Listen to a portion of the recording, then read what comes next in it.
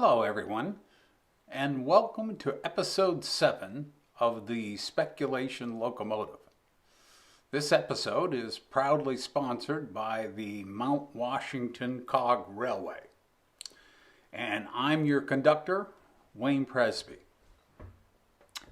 Today I want to talk with viewers who are not very computer savvy, like me. I've been using computers for many years, but I have had no formal training in their operation or programming. I have enough knowledge to use programs like Word and Excel, and I have upgraded personal systems over the years, but I've never set up a network or used any of the common program languages like C++ or Python. When I was younger, I dabbled with using MS-DOS and some database systems. But that is really the extent of my knowledge. From watching several YouTube videos, it seems that using AI systems for coding is about to put an end to professional coders. I don't know how true this is, but I was enticed by videos I was watching about setting up a personal AI system that was just for my use and did not have to connect over the web. I decided to explore this information further, and therefore I bought a NVIDIA Jetson Nano developer kit. And since I began doing these podcasts, the Mac Mini M1 that I was using seemed to lack the memory and storage space I needed. So I also invested in a new Mac Mini M4 with 64 gigabytes of RAM and a hard disk with 2 terabytes of storage. In addition, I also invested in a 12 terabyte backup drive.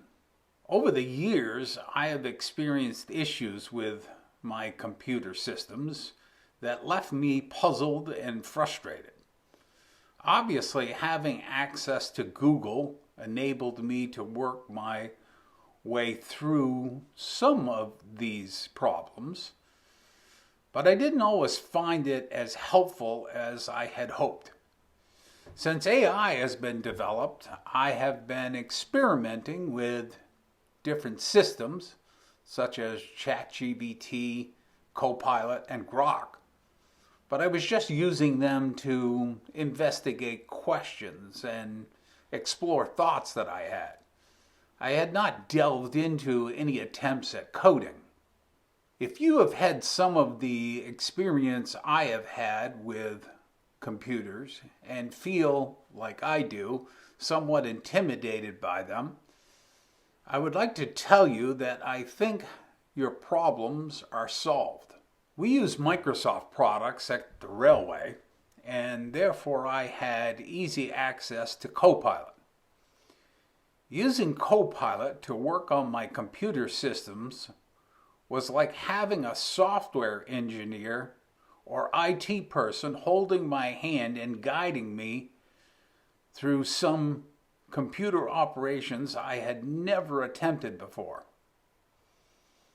Now, I wouldn't say the process was simple, but it enabled me to get the jobs done. Using Copilot, I was able to network my Mac M1, Mac M4, and Jetson Nano using an Ethernet switch, Ethernet cables, and static IP addresses. I was also able to use GitHub and Llama to download and run Llama 7B. I was able to produce code that enabled me to communicate with Llama using voice and hear voice responses. I was also programmed a method of giving Llama 7B long-term memory. One of my biggest problems with the systems like ChatGPT, Grok, and Copilot is they lack long-term memory. Sometimes when you are in the middle of a deep discussion or a long coding session, These systems time out because they limit how much time you can spend on them in a single session, or you lose the connection with them because there is so much demand for their services. If this happens to you, it is very frustrating because you must repeat everything that you have done or said to the AI in the previous session. To protect yourself from these problems, you need to copy and back up your work so you can copy and paste it back into the AI to get back up to speed. This is why I created a program for long-term memory. What I was able to do using Copilot, I thought was astounding. Copilot wrote the code for me, told me where and how to enter it. If the code didn't work or had a bug in it, I just copied and pasted the response I received into Copilot, and it created a new piece of code to fix the bug. If it gave me instructions I didn't understand, I could ask it to clarify what it meant. It made working on my system relatively simple and enabled me to do things I had never attempted before. In conclusion, I would like to emphasize that using AI systems for coding and computer system management is a complete game changer. If you haven't tried it, I suggest the next time you have a computer system project you need to tackle, try it.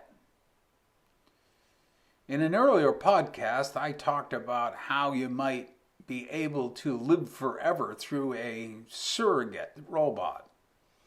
I'm going to try to prepare myself for this journey using my newfound skills. I intend to try to develop a program which will consolidate all of my documents, photos, and my life's history into a single database. I believe this will be the first step necessary to create a surrogate. I'm sure this will be an interesting train ride. Thank you for joining me on this journey. It's been an incredibly interesting experience, and I'm grateful for the opportunity to share it with you. If you enjoyed this episode, please like, share, and subscribe to the Speculation Locomotive. If you have any questions or want to share your own experiences, feel free to reach out. Until next time, keep speculating about the future.